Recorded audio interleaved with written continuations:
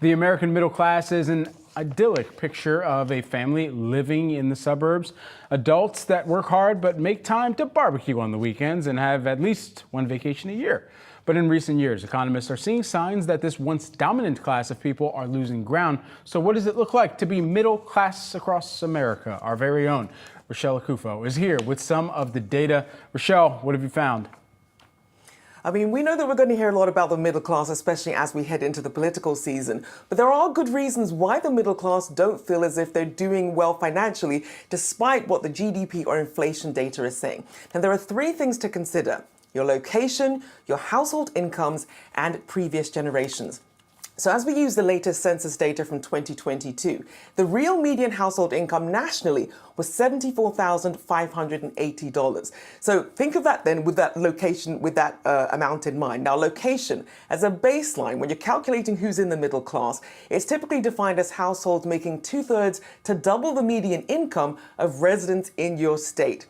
So keep in mind that factors in higher income, lower income, the whole picture here. So when you dig into individual state data, household incomes where you see states where you have to earn the most to be middle class, well, if you live in New Jersey, Maryland, or New Hampshire, you're up here. New Jersey, looking at the low range of being considered middle class, $64,231 to the high range of $192,000, $192,692. Maryland, similarly, $63,000 at the lower range, almost $190,000 at the higher range as well. And then looking at New Hampshire, looking at $59,995 to about $179,984. So if you think those six figures aren't stretching as far as they used to, it does depend on where you are. Now, the states where you're actually the closest to that national median household income, well, that's looking at Utah, Alaska, and Idaho. And there you see between 51 and 53% of the population are middle-class earners.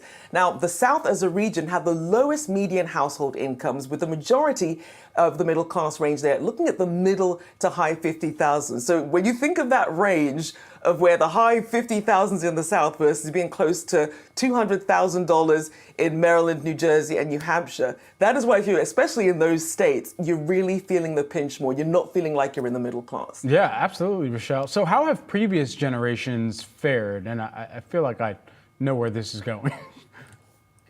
I mean, you always hear those anecdotal stories where, you used to be able to buy, a can of Coca-Cola for a nickel. Those times are long gone. And I mean, Pew Research data shows that the size of the middle class has actually been shrinking steadily since the 1970s and at a faster pace than upper income households have been growing.